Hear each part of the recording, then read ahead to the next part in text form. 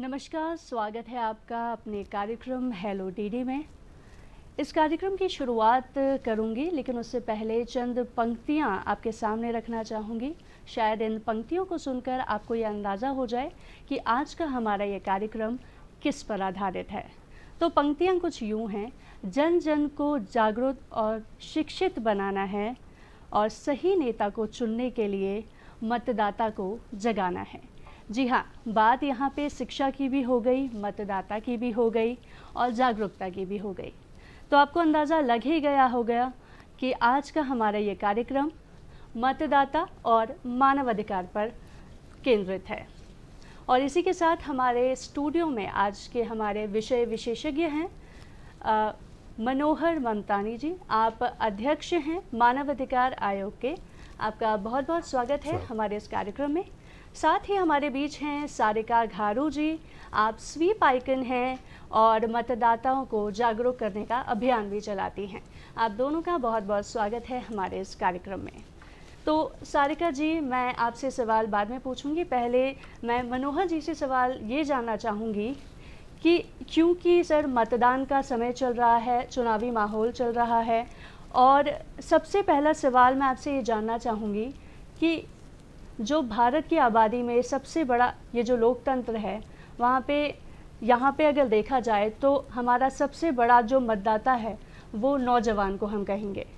तो जब भी हम नौजवानों के बीच में जाते हैं तो हमें ये मालूम पड़ता है कि आमतौर पे नौजवान ये कहते दिखाई देते हैं कि आखिर मतदान ज़रूरी क्यों है। तो सर, सबसे पहले मैं यही जानना चाहूँगी आपसे कि आपके माध्यम से अगर आप उन मतदाताओं को जागरूक कर सकें जो 18 वर्ष के हैं और जो उस पहली बार मतदान करने जा रहे हैं। भारत एक लोकतंत्रात्मक गणराज्य है, जैसा कि हम सभी जानते हैं। इसमें जो सरकार बनती है वह भी भारत के नागरिकों से बनती है। जो सरकार बनाने वाले होते हैं वो भी भारत के नागरिक होते हैं, और जिनके लिए सरकार बनती है वो भी भारत के नागरिक होते हैं। और ये नागरिक जब मतदान करते हैं 18 वर्ष की आयु पूर्ण होने के पश्चात से, तो इनका महत्व स्वतः ही बढ़ जाता है, क्योंकि इन्हीं के कंधों पर लोकतंत्र सुदृढ़ रूप से आगे बढ़ता है। ऐसी कड़ी में जब हम देखते हैं कि युवा मतदाता जिनकी आयु 18 वर्ष पूर्ण हो चुकी है और वे नए नए मतदान की प्रक्रिया में भाग लेने आते हैं, उनके लिए ये महत्वपूर्ण हो जाता है कि वे ऐसी उम्र में आगे बढ़ते हुए इस जो कार्य को है आगे बढ़ाने के लिए संवेदनशीलता रखते हुए सोचकर समझकर आगे बढ़ें, जिससे कि लोकतंत्र की जो अपेक्षाएं हैं, एक निष्पक्ष चुनाव हो और सुदृढ़ चुनाव हो, जिससे कि एक अच्छी सरकार बन सके और हम सब उसका लाभ लेते हुए सुशासन के अंतर्गत अपने अपने कार्यों को आगे बढ़ा सकें। जी जी। अब सारिका जी, मैं आप पे आती हूँ।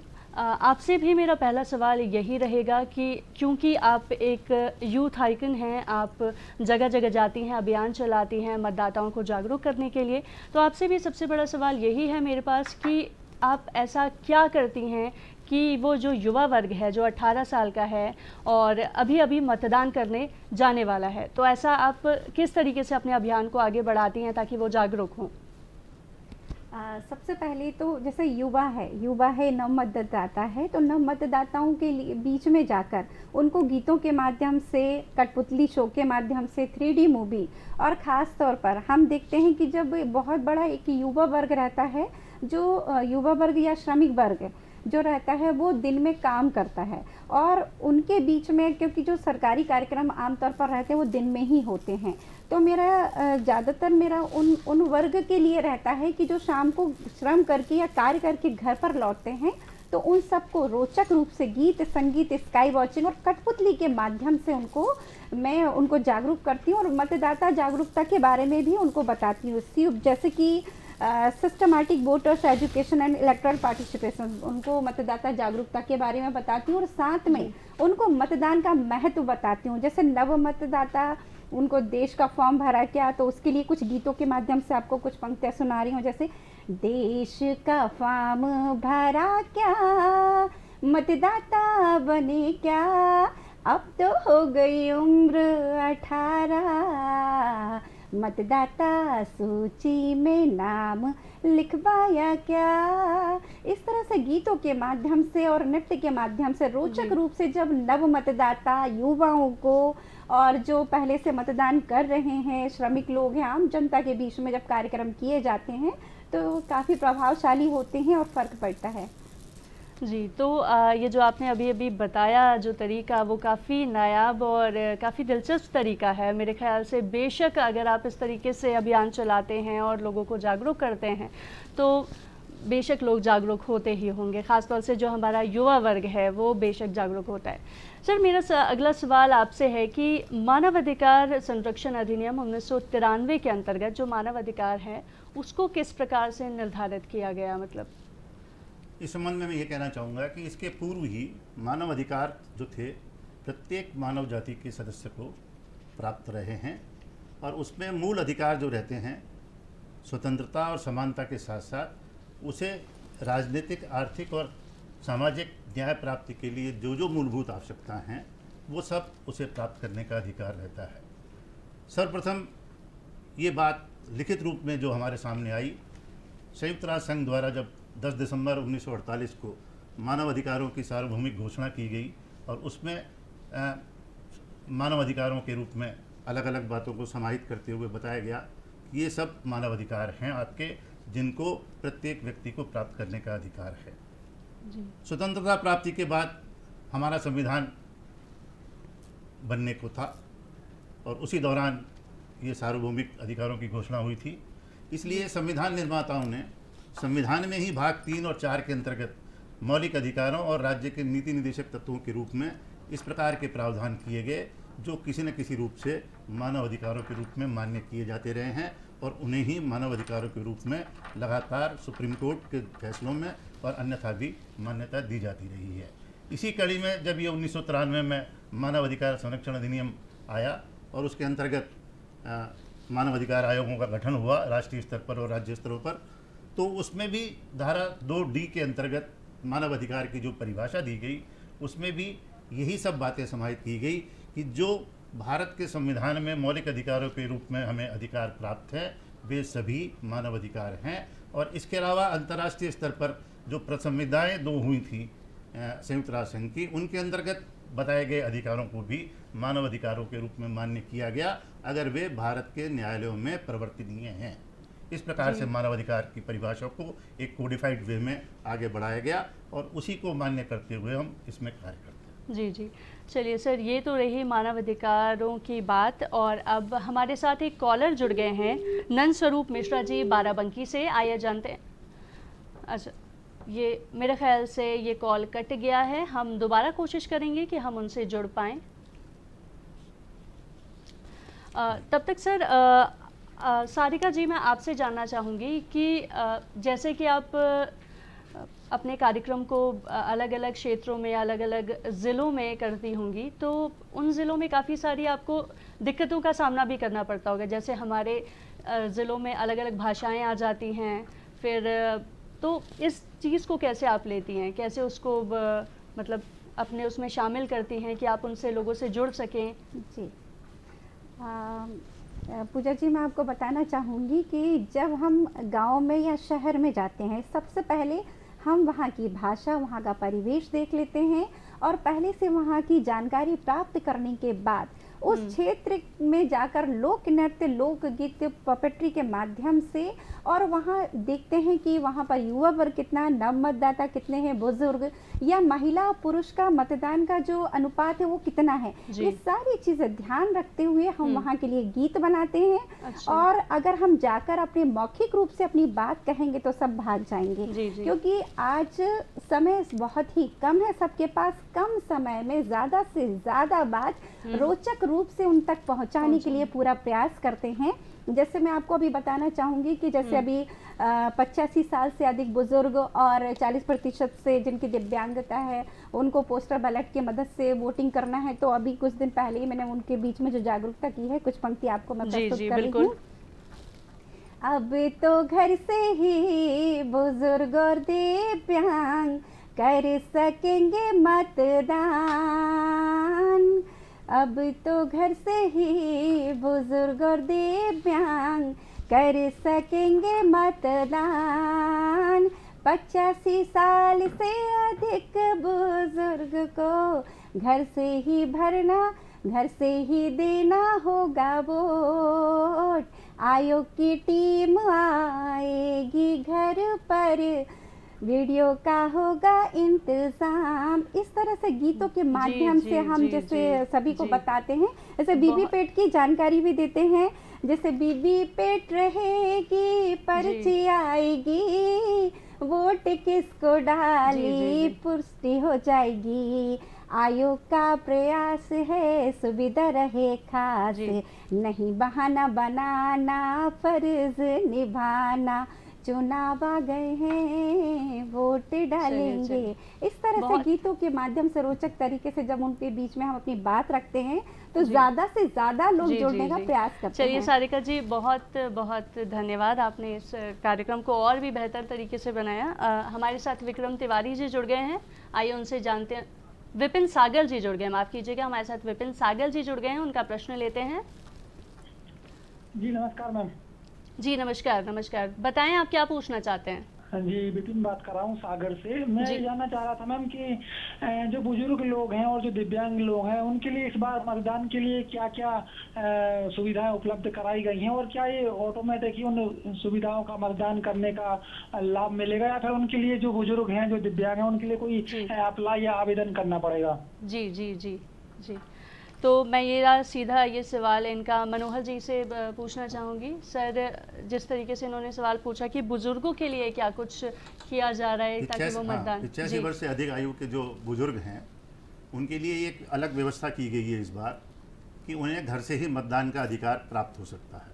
जी, इसके लिए उन्हें अपनी इच्छा बतानी पड़ेगी अधिकारियों को, और उसके बाद मतदान से संबंधित जो भी निर्वाचन विभाग के अधिकारी हैं, पूरी टीम जो है वो उनके यहाँ जाएगी और इसकी वीडियो रिकॉर्डिंग भी की जाएगी सर, और पूरी तरीके से पुख्ता रूप से ये काम किया जाएगा जिससे वो अपने मतदान के अधिकार का उपयोग भी कर सके और इसमें निष्पक्षता का जो बात रहती है वो भी बनी रहे और हमारा लोकतंत्र उसी हिसाब से आगे बढ़े। और ये बुजुर्ग जो 85 साल के ऊपर के हैं उन्हें भी मतदान का अवसर मिल सके और वे भी गौरवान्वित हो सकें कि उन्होंने भी इस लोकतंत्र में इस उम्र में भी आके अपने मतदान का उपयोग किया। चलिए, तो हम ये मानते हैं कि हमारी सरकार जो है बुजुर्गों के प्रति बहुत ज़्यादा जागरूक है, उन्हें इतनी सुविधाएं उपलब्ध करवा रही है। इसी के साथ हमारे बीच नंद स्वरूप मिश्रा जी बाराबंकी से जुड़ चुके हैं, आइए उनका प्रश्न जानते हैं। पूछिए, क्या पूछना चाहते हैं आप।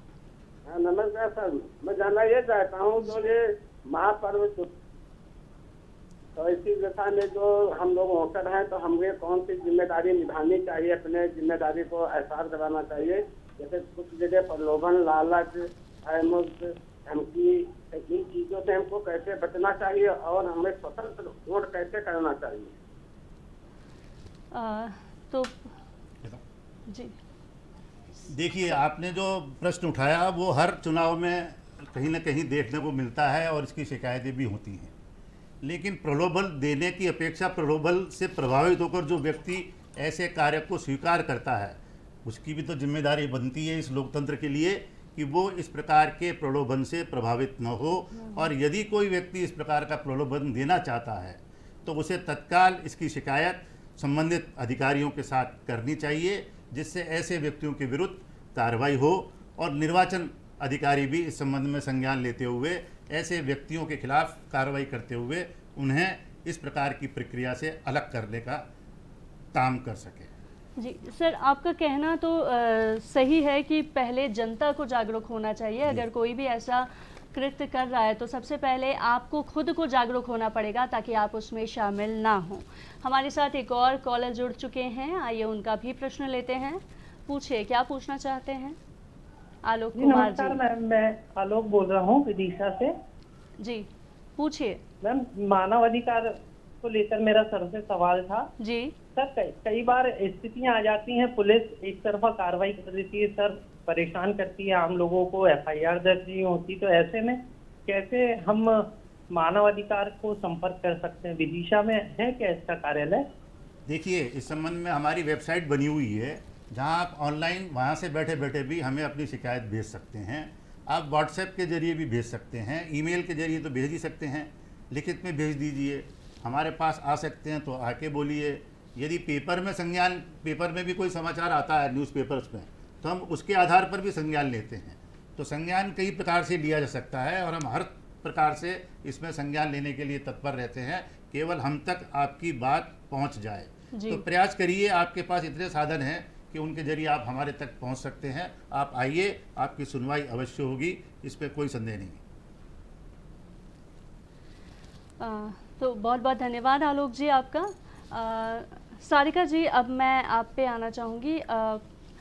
सारिका जी, ये जो जिस तरीके से अभियान आप चला रही हैं, आपको भारत सरकार की तरफ से पुरस्कार भी प्राप्त हुआ है, तो ये जो नौजवान वोटर्स हैं, ये एक बहुत बड़ी संख्या में इस देश में है। ऐसे में हमारा एक तबका जो है वो है जनों का। तो जो दिव्यांग वोटर्स हैं, उनको आपकी जो ऑर्गेनाइजेशन है या आप जो अभियान चलाते हैं, उनको किस तरीके से आप जागरूक कर रहे हैं? बुजुर्ग, दिव्यांग, नव मतदाता, युवा, इन सब के लिए अलग अलग तरीके से मैं उनको टारगेट करती हूँ, प्रोग्राम करती हूँ। जैसे अभी आपने बात की नव मतदाता की या दिव्यांगी, तो नव मतदाता हम देखते हैं कि काफ़ी सारे स्टूडेंट्स बाहर जाकर पढ़ाई करते हैं, कोचिंग करते हैं, हॉस्टल में रहते हैं और पढ़ाई करते नाइट में, जिस दिन वोटिंग होती है वो सोते रहते हैं शाम तक, क्योंकि नाइट में पढ़ाई करते हैं। और कुछ कार्य ऐसे करते हैं कि उनको लगता है कि नहीं, हमारा मतदान करना इतना ज़रूरी नहीं है। तो ऐसे नव मतदाताओं के बीच में जाकर उनको वोटिंग का महत्व बताना कि आपने पिछली बार वोट नव मतदाता है तो उनको वोट का महत्व बताते हुए उनको प्रेरित करना कि मतदान करना क्यों ज़रूरी है। क्योंकि हम देखते हैं शहर में या गांव की बात की जाए तो ग्रामीण क्षेत्रों में शहर की अपेक्षा ज़्यादा मतदान होते हैं, जबकि साक्षरता प्रतिशत तो शहर का ज़्यादा होता है। क्योंकि गांव में जब मतदान करने जाते हैं तो अगर एक व्यक्ति घर से निकलता है तो 4 व्यक्तियों को बोलता है कि चलो जी मतदान करने, चलो भैया कक्का, जो सबको लेकर जाता है। लेकिन शहर में अपने ही घर में आसपास ज़्यादा किसी लोगों से कांटेक्ट नहीं हो पाता है। तो ये सारी चीज़ों को ध्यान में रख के नव मतदाता युवाओं को बताते हैं। और रही बात दिव्यांग की, तो दिव्यांगों और बुजुर्गों के बीच में जाकर जो आयोग ने सुविधाएं प्रदान की हैं, उन सुविधाओं के बारे में बताते हैं और उनका मतदान करना क्यों मतदान का क्या महत्व है, और पिछली बार वोट डाली थी या नहीं डाली उसके बारे में पूछते हैं। और सबसे बड़ी बात यह है पूजा जी कि हम जहां कार्यक्रम करते हैं वहां पर सबसे पहले बताते हैं कि वोटिंग किस दिनांक को है, इस क्षेत्र की क्या समय है। क्योंकि जब हम जाते हैं तो अधिकांश जगह तो उनको ये दिनांक भी पता नहीं रहती है कि किस दिनांक को वोट होना है, कितना समय हमने है। ये कार्यक्रम जो है वो रखा है ताकि लोग जागरूक हो सके। सारिका जी, यहाँ पे मेरा एक और प्रश्न है कि जो दिव्यांग जन होते हैं, अब क्योंकि वो दिव्यांग हैं तो जाहिर सी बात है कि वो डिसेबल होंगे, कि वो जा नहीं पा रहे हैं या कर नहीं पा रहे हैं। तो क्या आपकी मुहिम के अंतर्गत ऐसा भी कुछ प्रावधान होता है या ऐसी सुविधाएं मुहैया कराया जाती हैं जहाँ पे वो स्वयं मतलब आपके माध्यम से वो वहाँ मतदान केंद्र तक जाएं, पहुँचें और मतदान कर सकें? जी, हम जैसे अभी सर ने भी बताया कि पोस्टल बैलेट की मदद से जो 40% से अधिक दिव्यांगता है, 40% वाले हैं, उनको घर से पोस्टल बैलेट की मदद से वोटिंग करने का सुविधा है। और उसके अलावा जो अच्छी तरह से जा सकते हैं या उनको कोई कष्ट नहीं है तो वहाँ पर भी उनको ट्राईसाइकिल, व्हीलचेयर जो रहती है और रैंप बने हुए हैं, सुविधाएं आयोग ने दी हैं। और उसके अलावा भी कुछ व्यक्ति साथ में रहते हैं कि जिसको चलने में प्रॉब्लम या जो भी प्रॉब्लम है तो उनको घर से भी वोटिंग ले जाने का पूरा शासन पूरा प्रयास कर रहा है। और हमारी जागरूकता में भी शासन के प्रयास के अलावा भी उनको उनके वोट का महत्व बताते हैं। तो उनमें जब जागरूकता आती है तो कोशिश करते हैं और प्रयास भी हमारा यही रहता है। जी। सर, मैं आपसे जानना चाहूँगी कि जब अधिकारों के उल्लंघन की बात की जाती है तो मानव अधिकार के दायरे में किस प्रकार के उल्लंघनों को शामिल किया जाता है? मतलब जैसे हम ऐसा क्या कृत्य कर देते हैं जिससे वो मानव अधिकारों का हनन हो जाता है या फिर वो उसके दायरे में आ जाता है कि आपने मानव अधिकार का उल्लंघन कर दिया? इसमें देखिए, व्यक्ति के सम्मान और गरिमा इसके लिए जो जो आवश्यकता रहती है उसे, वो सब उसके अधिकार हैं, जी यही उसके मौलिक अधिकार हैं और यही उसके मानव अधिकार हैं। जी मेरे सम्मान और गरिमा के लिए मुझे जो आवश्यकता है वो सब इसमें शामिल करता हूँ मैं, और यही सारे अधिकारों के रूप में मान्यता प्राप्त है, जी चाहे वो संविधान में मौलिक अधिकारों के रूप में हो, चाहे नीति निर्देशक तत्वों के रूप में कुछ सीमा तक बनाए जाते हैं उन्हें, लेकिन वो भी धीरे धीरे आगे विधियाँ बनते हुए उनको भी अधिकारों के रूप में, वैधानिक अधिकारों के रूप में शामिल करते हुए आगे बढ़ाया जा रहा है। और इसी के अंतर्गत जब मानव अधिकार धीरे धीरे आगे बढ़ते हैं और उनका सबका, इसमें मानव अधिकारों में जल का अधिकार, स्वच्छ जल जी, का अधिकार, जी। हवा, स्वच्छ वायु का अधिकार, जी अन्न का अधिकार, ये सब भी मानव अधिकार माने गए हैं।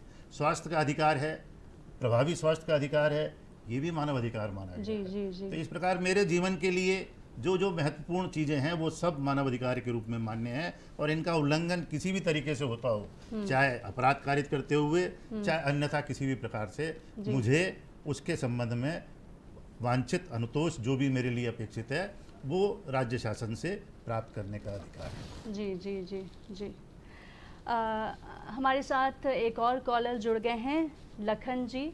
आप अपना प्रश्न पूछ सकते हैं। जी शुक्रिया। मैं लखन विश्वकर्मा बोल रहा हूँ भोपाल जी, से। जी जी मैडम बताएं। मेरा सवाल ये है कि मेरे पास वोटर आईडी नहीं है, तो मैं वोट डालने के लिए और कौन कौन से डॉक्यूमेंट्स ले जा सकता हूँ? क्योंकि कई बार वहाँ पे वोटर आईडी मांगते हैं, तो क्या मुझे ऑनलाइन कोई सुविधा मिल सकती है जिसके जरिए मैं वोट का अधिकार का उपयोग कर पाऊँ?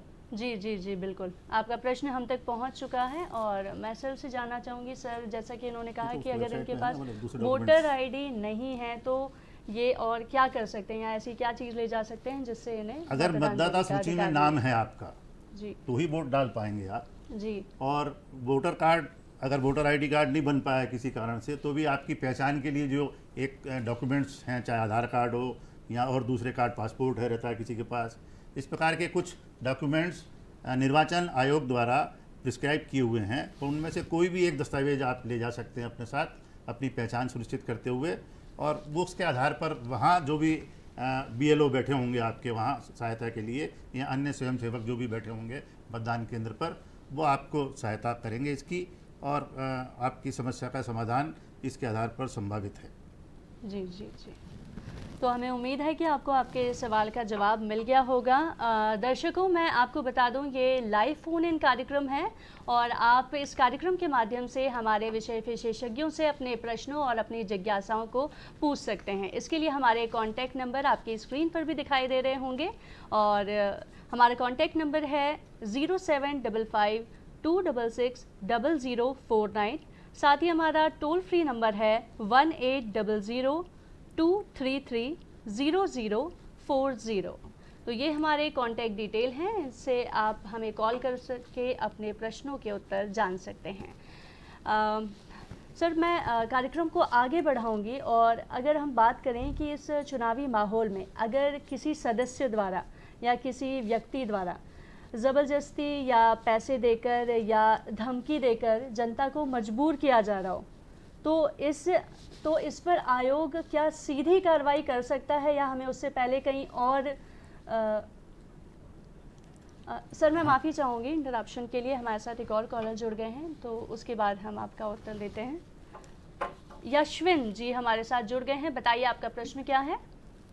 जी, मतदान को लेकर ही मेरा सवाल था। कई जगहों पर हमारा जो ग्रामीण इलाका है भोपाल का बैरसिया, यहाँ पर कई जो बुजुर्ग व्यक्ति हैं वो मतदान देने नहीं जाते हैं या नहीं जा पाते हैं इतनी जागरूकता के बाद भी। तो इस बार क्या कुछ विशेष सुविधा रहेगी इन लोगों के लिए? जी सर, इनका जो प्रश्न है वो काफ़ी जायज़ है कि जी आपको मैं बताना चाहूँगी कि इस बार आयोग ने बहुत अच्छी सुविधा दी है कि बुजुर्ग और दिव्यांगों के लिए पोस्टल बैलेट वोटिंग घर से वोटिंग देने की सुविधा है। और उसके अलावा यहाँ मतलब आप जितने भी मतदाता हैं घर पर जो रहते हैं, वो मतदान कम क्यों आता है, क्योंकि लोगों को मतदान का महत्व नहीं पता, पहली बात। और दूसरी बात कि जितने घर में सदस्य, मान लीजिए 8 सदस्य हैं और कुछ बाहर चले गए हैं, पलायन कर चुके हैं, और वो मतदान नहीं कर पाते हैं, तो उनको भी हमको प्रेरित करना चाहिए कि आप अपने गांव में आकर और वोटिंग की दिनांक इतना समय आप वोट ज़रूर दें। तो इस तरीके से सभी लोग वोट करेंगे, तभी प्रतिशत ज़्यादा बढ़ेगा।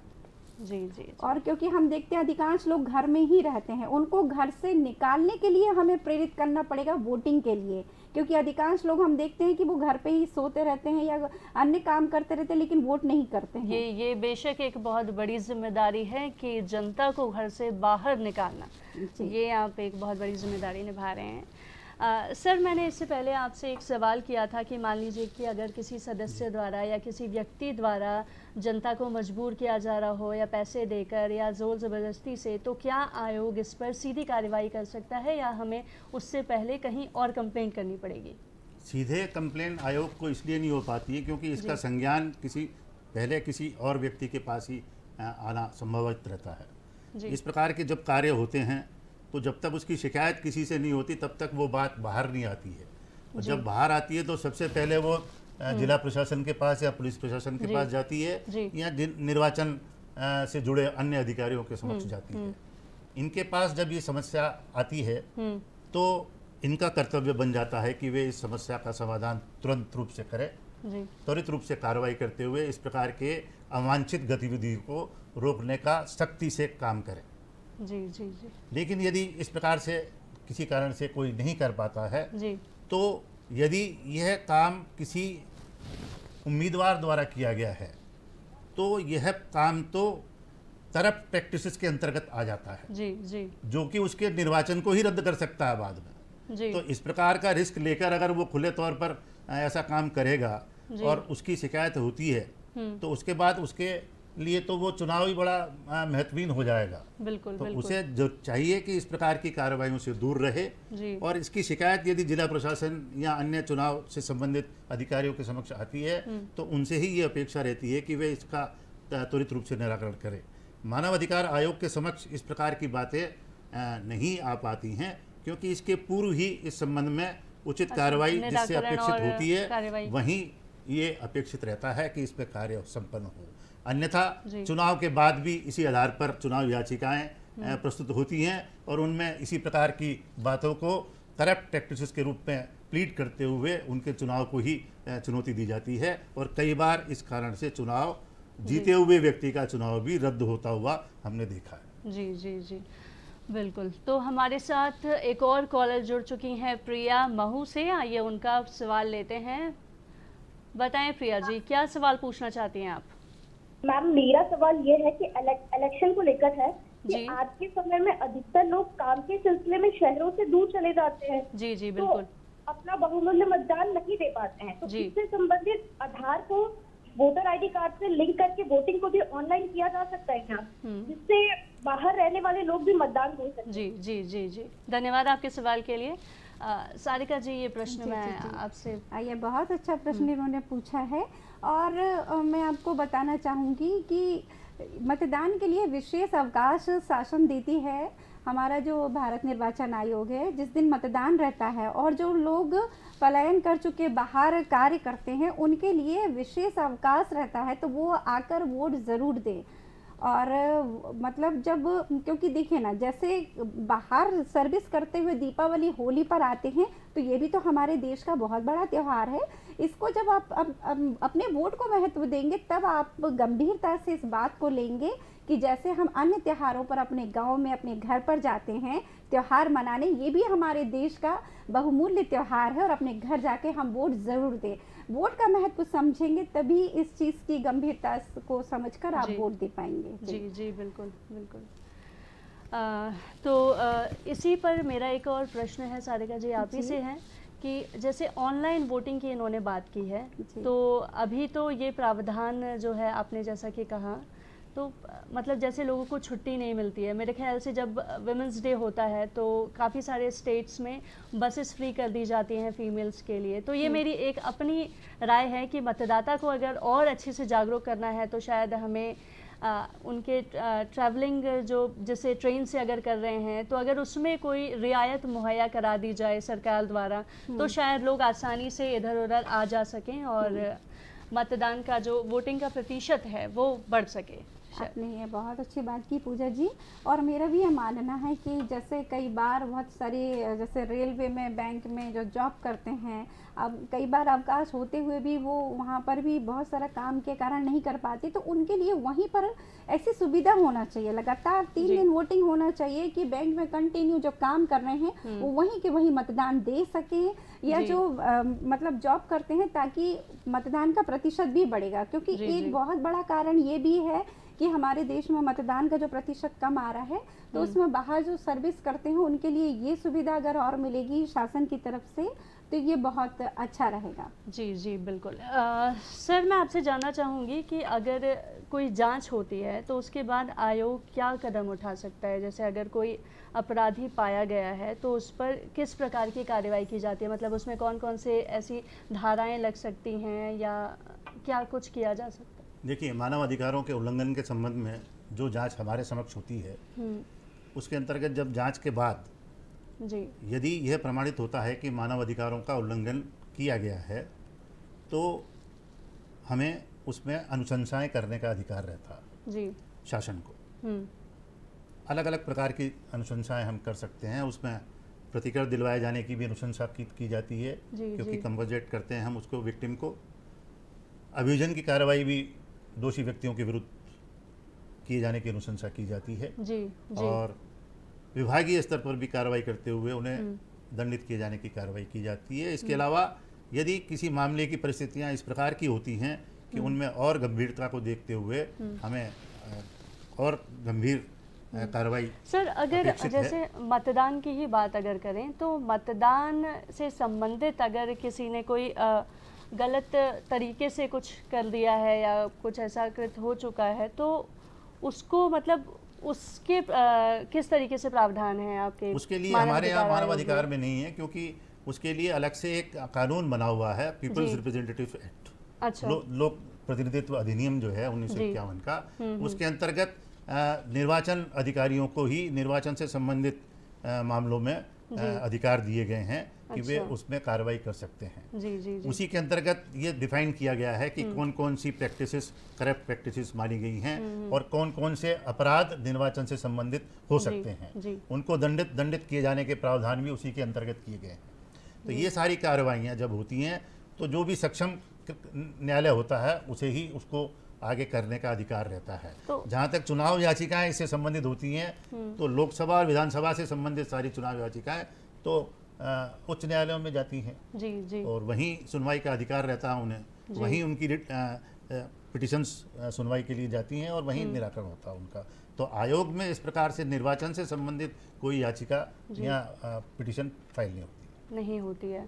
तो सर मतलब अगर मैं ये जानना चाहूँ कि कुछ एक आधी शिकायतें जो मानव अधिकार के दायरे में या आपकी ऑर्गेनाइजेशन तक पहुँचती हों तो चुनाव से संबंधित नहीं सर, चुनाव से अगर इतर भी अगर हम बात करें, मानव अधिकार की ही बात करें तो वो किस तरीके की शिकायतें होती हैं? मानव अधिकारों के उल्लंघन के संबंध में जो शिकायतें हमारे पास आती हैं वो साल एक वर्ष में लगभग 10,000 शिकायतें आती है हमारे पास।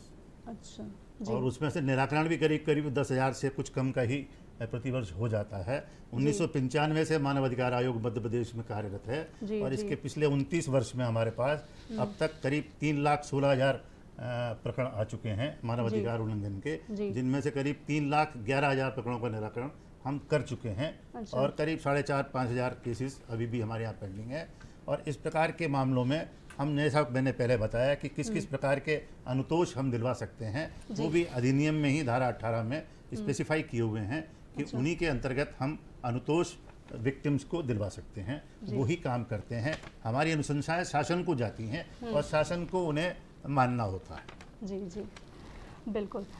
सारिका जी, मैं आपसे जानना चाहूँगी कि ये जो अभियान और कार्यक्रम आप चलाते हैं, इसके अलावा आप कौन सी और नवाचारी जागरूकता गतिविधियाँ हाल फिलहाल में आपने की हैं? हाँ, नवाचारी गतिविधियों में जैसे मैं अभी पहले भी चर्चा कर चुकी हूँ, क्योंकि जो शासनीय सरकारी कार्यक्रम होते हैं, हम अभी देखते हैं कि मेहंदी, रंगोली, पोस्टर या फिर वाहनों के पोस्टर बता दिया, या क्रिकेट, बहुत सारी जो प्रतियोगिताएं रहती हैं वो आपस में ही जागरूकता करते रहते हैं। मान लीजिए कॉलेज में हो रही मेहंदी, रंगोली, पोस्टर, तो वो वहीं रंगोली, मेहंदी लगा के एक दूसरे को जागरूक कर ली, या आंगनबाड़ी में भी है, या कुछ भी कार्यक्रम जो हो रहा है वो सरकारी संस्था में होते हुए एक दूसरे को जागरूक कर रहे हैं। लेकिन हमें आवश्यकता ये है कि हम आम लोगों के बीच में जागरूकता करें।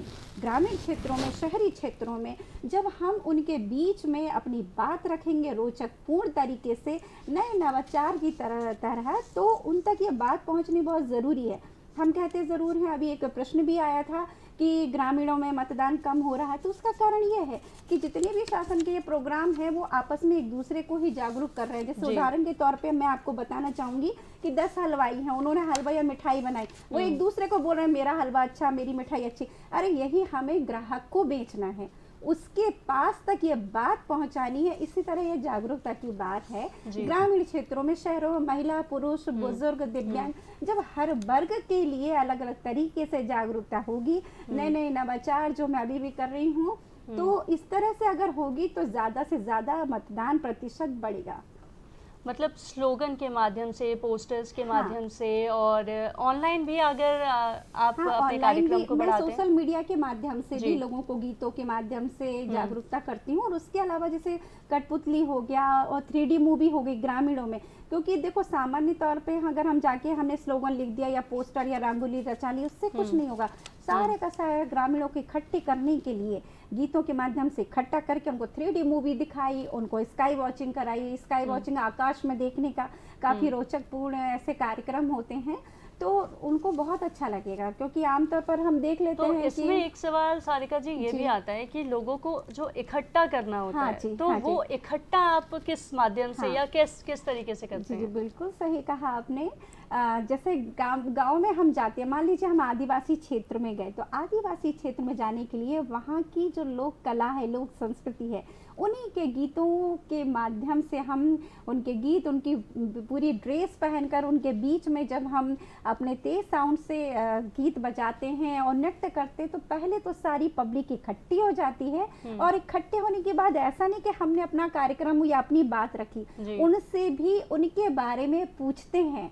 जब हम एक दूसरे से जुड़ जाते हैं, फिर आराम से रोचकता पूर्वक हम अपनी बात रखते हैं, तो उनको बड़ा अच्छा लगता है कि पिछली बार वोट की थी कि नहीं, अभी वोट की दिनांक क्या है, सारी चीज़ें जो मतदान से संबंधी हैं जानकारी, वो सबके बीच में देते हैं। तो एक बहुत अच्छा कार्यक्रम होता है, उन्हें यादगार भी ये बन जाता है और उनको दिनांक भी याद होती है कि हमें कब मतदान करना, क्यों करना, मतदान का महत्व क्या है। तो सारिका जी, जैसे समय बहुत महत्वपूर्ण है जी। अब अगर हम किसी अभियान के लिए जाते हैं तो जाहिर सी बात है कि हमें अभियान को चलाने में, लोगों को जागरूक करने में काफ़ी समय गुजर जाता है। तो आपको इस अभियान के दौरान आपको कितना समय लग जाता है लोगों को इकट्ठा करने में, उन्हें बताने में, उन्हें अपने आप से जोड़ने में खास तौर से? तो लगभग कितना, क्या मैं आपको बताना चाहूँगी पूजा जी कि ये अभियान जो है ऐसा नहीं एक गांव में एक बार जाकर रह गए। पहले हम वहाँ जाके पूरा प्रोग्राम करके आते हैं और फिर दूसरी बार जाते हैं तो हम देखते हैं कि लोग देखकर ही इकट्ठा होने का प्रयास करते हैं, तो वो हमारी बहुत बड़ी सफलता होती है। और वो जब हम उनसे फीडबैक लेते हैं कि पिछली बार क्या हुआ था, क्या और आप मतदान करेंगे कि नहीं, और पूरा उनको वीवीपैट ईवीएम की जानकारी देना, क्योंकि बहुत बड़ी भ्रांति है कि वीवीपैट, और ये काफ़ी लोगों को पता नहीं रहता, या वोट करते हैं तो वो सही बटन नहीं दबा पाते हैं, या वीवीपैट की जो पर्ची आती है उसको देख नहीं पाते, बस उन्होंने दबा और बाहर निकले। ये सारी जानकारी जब मॉडल के माध्यम से प्रत्यक्ष रूप से बताते हैं तो उनको अच्छा लगता है और एक बहुत अच्छा लोगों में जागरूकता आती है, और यही हमारा प्रयास रहता है। जी जी जी। तो हमारे साथ एक और कॉलर जुड़ चुके हैं, अमित कुमार दिल्ली से। पूछिए अमित जी, क्या सवाल पूछना चाहते हैं आप? नमस्कार मैम जी। मेरा सवाल यह है कि क्या सरकार कोई ऐसी योजना उपलब्ध करवाती है जिससे बुजुर्ग मतदाता मतदान केंद्र आसानी से पहुंच सके ताकि वो मतदान कर सके? जी जी जी जी जी। सर, इनका सवाल ये है कि दोबारा से मेरे ख्याल से यही सवाल, क्योंकि एक बार पहले भी ये सवाल आ चुका है, तो क्या सरकार जो है वो बुजुर्ग मतदाताओं के लिए क्या कुछ अभियान मतलब चला रही है ताकि वो देखिए, पहले ही बताया जा चुका है कि 75 वर्ष की आयु से अधिक आयु के जो बुजुर्ग हैं उनके लिए विशेष प्रावधान इस बार किए गए हैं। इससे कम आयु के जो भी वृद्धजन हैं उन्हें मतदान केंद्र पर ही जाकर मतदान करना होगा।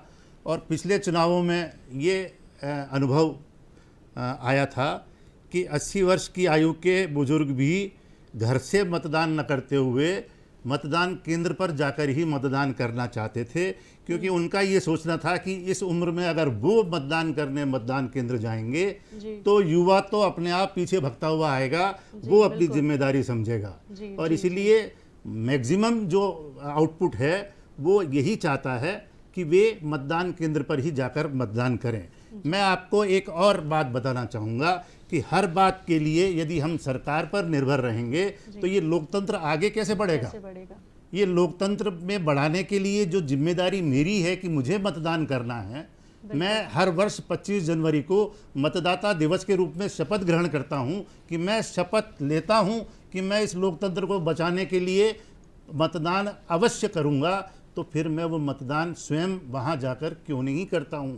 मुझे करना चाहिए। मैं अगर जाके वहाँ कर सकता हूँ मतदान तो करना चाहिए। मैं इसमें और जोड़ूंगा एक बात कि संविधान के अनुच्छेद 51A में मौलिक कर्तव्यों को भी बाद में जोड़ा गया है और उस मौलिक कर्तव्य का पहला मौलिक कर्तव्य यही है कि मैं संविधान का पालन करूंगा और उसमें बताई गई संस्थाओं का आदर करूंगा। निर्वाचन आयोग उसके अंतर्गत बना है, निर्वाचन की प्रक्रिया संविधान के अंतर्गत बनी है और उसी के अंतर्गत मुझे ये अधिकार दिया गया है कि मैं निर्वाचन और लोकतंत्र को मजबूत करने के लिए अपना कार्य करूं। तो ये मेरा कर्तव्य है कि मैं स्वयं भी जाऊं, मेरे आसपास के सभी मतदाताओं को अपने साथ ले जाकर मतदान कराऊं। यही तो पर्व है ये, और यही पर्व जब मैं अच्छे तरीके से मनाऊंगा तो उसी से तो मुझे और मेरे पूरे देश को गर्व होगा और जिसमें आप भी शामिल होना चाहेंगे। मैं ये समझता हूँ कि बहुत अच्छा रहेगा। तो सरकार से इतर और समाज सेवियों से इतर बुजुर्गों ने जो ये पहल की है वो काफ़ी सराहनीय है। और हमारे साथ एक और कॉलर जुड़ चुकी हैं, सुधा दुबे जी। पूछिए, आपका प्रश्न क्या है? हाँ, नमस्कार ममतानी जी। नमस्कार जी जी बोलिए। मैं ममतानी जी से प्रश्न पूछना चाहती हूँ। जी हाँ जी, आप मुझे सुन पा रहे हैं? पूछिए पूछिए पूछिए, आपको सुन रहे हैं। हाँ जी, नमस्कार। मैं मतदान और अपने अधिकारों के प्रति एक प्रश्न पूछना चाहती हूँ। मैं कई सालों तक वोटर आईडी का काम मैंने किया है, BLO का, लेकिन इतने ज्यादा फर्जी मतदाता होते हैं कि उस स्थान पर वो रहते नहीं हैं, फिर भी उनका वोटर लिस्ट में नाम होता है और वो कटवाते नहीं हैं, 2-2 जगह से वोट डालते हैं। इनके लिए क्या किया जाना चाहिए? ये तो हर बार सर्वे किया जाता है, लोग जाते हैं। आप भी BLO रही हैं, बताया आपने जैसा, तो ये तो आपने भी अपने कर्तव्यों का निर्वहन करते हुए ऐसे स्थानों पर जाकर वेरीफाई किया होगा मतदाताओं के नामों को, और नाम कई जोड़े होंगे, कई कम किए होंगे। लेकिन ये प्रक्रिया इस प्रकार से हम सब पर निर्भर रहती है जो इसके कर्तव्यों के निर्वहन में जुड़े रहते हैं, चाहे आप BLO के रूप में रहे हों, चाहे मैं मतदाता के रूप में जुड़ा हूं। जहां आपका कर्तव्य ऐसे फर्जी मतदाताओं को नाम कम करने का है, वहां मेरा कर्तव्य भी यही बनता है कि मैं केवल एक जगह पर अपना नाम जुड़वाऊं मतदाता सूची में। अगर किसी और जगह मेरा नाम जुड़ता है तो वो अपराध है, उससे दूर रहना चाहिए। और इस प्रकार की बात यदि मेरे लिए प्रमाणित होती है कहीं, तो मेरा तो जो मतदान के बाद मतदाता के रूप में जो मैंने मतदान किया है वो मतदान भी बेकार हो जाता है। ऐसे भी प्रावधान दिए हुए हैं, लेकिन इसमें जागरूकता जरूरी है, इन्वॉल्वमेंट पब्लिक का चाहिए। इसमें एक जगह बैठ के कुछ अधिकारी बैठ के सरकार के ये सुनिश्चित नहीं कर सकते कि कितने फर्जी कार्ड बन गए, कितना काम हो गया, क्योंकि ये मुझे आसपास सभी लोगों की जिम्मेदारी है कि ऐसे फर्जी मतदाताओं को आगे बढ़ा के पकड़वाएं, उनके खिलाफ कार्रवाई करवाएं। ये गलत है, और ये जो गलत करता है तो भले ही गलती कोई भी करता हो, लेकिन जैसे आपने अपनी जागरूकता दिखाई सुधा जी, वैसे ही और लोगों को भी जागरूक बनते हुए ऐसे मामलों को पकड़वाने में सहायता करनी चाहिए। धीरे धीरे हम इसको सुधार में कोशिश करेंगे और हम सब मिलकर ही प्रयास करते हुए इसमें सुधार लाएंगे और तब जाके ये पारदर्शिता के साथ साथ निष्पक्ष चुनाव पूरे हो सकेंगे, ये सब हम समझते हैं। जी धन्यवाद आपका प्रश्न पूछने के लिए। सर इसी प्रश्न पे मेरा भी एक प्रश्न है, जैसा कि इन्होंने कहा कि मतदाता सूची में कई सारे नाम जो हैं वो डुप्लीकेट आ जाते हैं, और तो ये जो शिकायतें हैं ये तो आप और हम यहाँ पे बैठे हैं तो जनता को जागरूक कर रहे हैं, दर्शक देख रहे हैं, लेकिन बहुत से लोग ऐसे हैं जो इस कार्यक्रम को नहीं भी देख पा रहे हैं या जिस भी तरीके से उन तक ये चीज़ें नहीं पहुंच पा रही हैं, और जब वो शिकायत करते हैं तो उनको कोई जगह या कोई इंसान नहीं ऐसा मिल पाता जिससे वो शिकायत करें और उनकी शिकायत का कोई समाधान हो, कोई निराकरण हो। तो सबसे पहली स्टेज जो होती है जहाँ पे अगर हमें कुछ चीज़ सही नहीं लगी और हमें बोलना है तो हम किसको जाकर बोलें? देखिए इस संबंध में क्या है कि बात, मेरा नाम 2 मतदाता सूचियों में जुड़ा है ये केवल मुझे मालूम है, मैं तो बताऊंगा नहीं जाके कि मैंने 2 जगह नाम जोड़ रखा है अपना, तो कौन बताएगा? जब मतदान होगा उस समय मैं एक जगह पे ही मतदान कर सकता हूँ, मैं दूसरा मतदान तो कर नहीं सकता, क्योंकि मेरे पास मेरी बाएं हाथ की इंडेक्स फिंगर में वो स्याही भी लग जाएगी पहले मतदान के साथ ही, तो वो जो स्याही है वो एकदम से तो मिटेगी नहीं कि वो दूसरा मतदान मैं कर सकूँ। तो निश्चित रूप से इस प्रकार के 2 नाम यदि एक ही मतदाता के होंगे तो उसका उद्देश्य ही यही है कि जिस प्रकार से फर्जी मतदान कराने के प्रयास किए जाते हैं उनमें कहीं ना कहीं ये मेरा दूसरा नाम भी काम आने वाला है। तो इसको कौन रोकेगा? उसी स्थान पर तो ये मतदाता सूची में 2 नाम होंगे तो वो तो पकड़ में आ जाएंगे, लेकिन अलग अलग मतदान केंद्र पे भी इस प्रकार के 2 नाम समान मिलते हैं, और ये सब धीरे धीरे जब जांच में आते हैं तभी पकड़ में आते हैं। और जब तक ऑनलाइन सिस्टम के साथ यदि एक ही नाम के, ये जो अब डिजिटाइजेशन जिस प्रकार से होता जा रहा है उससे हम ये एक ही नाम, एक ही वल्दियत के, एक ही उम्र के नाम एक साथ एक जगह देख सकेंगे शायद, और वो देखने के बाद हमारी जिम्मेदारी ये हो जाएगी कि कम से कम ये एक जैसे नामों के जो मतदाता हमें एक साथ दिख रहे हैं इनका वेरिफिकेशन कर लें कि ये सब एक ही व्यक्ति हैं कि यहाँ एक ही नाम और वल्दियत के अलग अलग बहुत सारे मतदाता हैं। ये काम हमें करना होगा और निश्चित रूप से ये समय लगेगा, लेकिन धीरे धीरे हम इसमें बढ़ेंगे, क्योंकि गलतियाँ, भ्रष्टाचार और ये सारी चीज़ें हमें हर जगह देखने को मिलती हैं, और मतदाता सूचियों में भी इस प्रकार के नाम जोड़ते हुए एक से अधिक नाम जोड़कर उसका दुरुपयोग करने का प्रयास लोगों द्वारा किया जाता है। वह फिलहाल तो हम निंदनीय ही कह सकते हैं जब तक कि वो पकड़ के दंडित न हो। जी जी सर, मेरा एक और प्रश्न है कि हमारे दर्शक ये भी जानना चाहते हैं, आप उन्हें ये भी बता दें कि जब हमारे लोकसभा चुनाव होते हैं या विधानसभा चुनाव होते हैं तो उसमें जिस उंगली में स्याही लगती है तो वो कौन सी उंगलियां होती हैं? वो मैंने अभी बताया आपको कि बाएं हाथ की इंडेक्स फिंगर, ये क्या करते हैं, तर्जनी अंगुली पर, तर्जनी अंगुली पर ही स्याही लगती है। लेकिन यदि किसी व्यक्ति की तर्जनी अंगुली ही नहीं है तो उस व्यक्ति के बाएं हाथ की दूसरी किसी भी अंगुली पर वह निशान लगाया जा सकता है। लेकिन यदि पूरा बाएं हाथ में कोई उंगलियां ही नहीं हैं तो उसके दाएं हाथ की तर्जनी अंगुली पर लगती है, और तर्जनी अंगुली वहाँ भी नहीं हो तो उसकी अन्य किसी अंगुली पर लगती है, और यदि ये स्थिति भी ना हो तो उसके हाथ पर किसी भी दृश्यमान स्थान पर वो निशान लगाया जाता है। और ये स्थिति भी ना हो तो तब जाके पैर के किसी अंगूठे पर उसे निशान लगाया जाता है। इस प्रकार के कई विकल्प के प्रावधान निर्वाचन आयोग की नियमावली में दिए गए हैं, लेकिन इनकी आवश्यकता बहुत कम पड़ती है क्योंकि दिव्यांगजन। सर यहाँ पर एक कॉलर जुड़ रहे हैं हमारे साथ, सूरज जी, पूछिए आपका प्रश्न क्या है? हेलो, हाँ नमस्कार सर, मेरा सवाल मतदान से रिलेटेड है। मैं यहाँ बड़वा खरगोन में जॉब से रिलेटेड यहाँ पे हूँ, लेकिन यहाँ पे ये अमूमन देखा गया है कि लोगों के बीच में, क्योंकि ग्रामीण क्षेत्र है तो लोगों के बीच में एजुकेशन उतना नहीं है, लोग आज भी जाति के आधार पे या यहाँ पे नेताओं के द्वारा पैसा ये सब दे दिया जाता है तो उनसे इन्फ्लुएंस होके वोट दे देते हैं, वो सब कर देते हैं। तो इसके तोड़ के लिए क्या इलेक्शन कमीशन या ऐसा कुछ प्रचार सरकार के द्वारा या उसकी तरफ से एक कुछ इनिशिएटिव चलाया जाएगा कि इस चीज का तोड़ निकाला जा सके या इस चीज में सुधार लाया जा सके? कि लोग जागरूक हों, आगे वोट देने के लिए अपना सजग और सावधानी से वोट दें। आपका प्रश्न हम तक पहुंच गया है सर। तो इनका कहना है कि जैसे अभी भी आज लोग जो हैं इतना जागरूकता अभियान चलाने के बाद भी बहुत से ऐसे लोग हैं जहां पर ये जागरूकता नहीं पहुंच पा रही है, लोग अशिक्षित हैं, तो उनको किस तरीके से इस अभियान के प्रति और सही मतदान के प्रति जागरूक किया जाए? देखिए, बड़वा से आपने प्रश्न किया और बड़वा के आसपास के गांवों में ही आपने बताया कि इस प्रकार की समस्या देखने को मिलती है।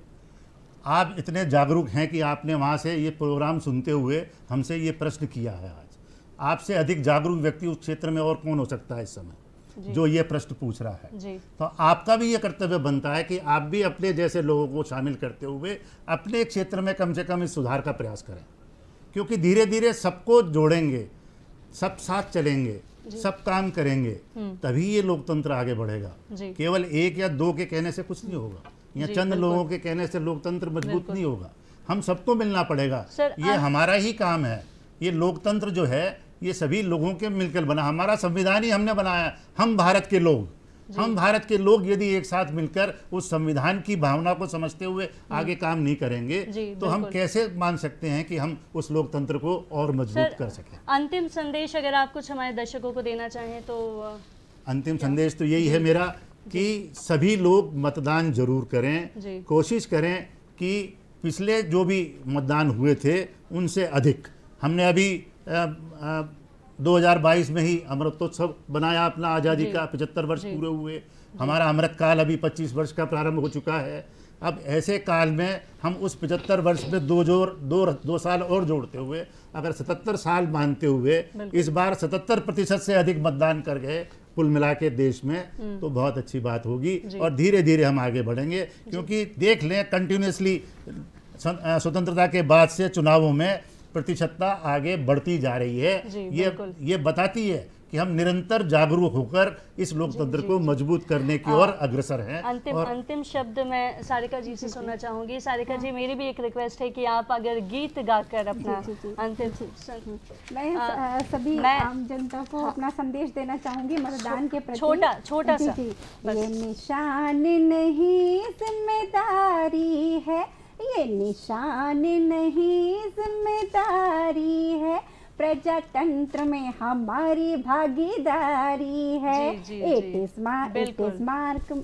माई मार्क, ये मेरा निशान, इट इज माई मार्क, ये मेरा निशान। चलिए तो बहुत बहुत धन्यवाद आप दोनों का हमारे इस कार्यक्रम में शामिल होने के लिए, और मुझे उम्मीद है कि हमारे दर्शकों को भी ये कार्यक्रम बेहद पसंद आया होगा। इसी के साथ हम इजाज़त लेते हैं। नमस्कार।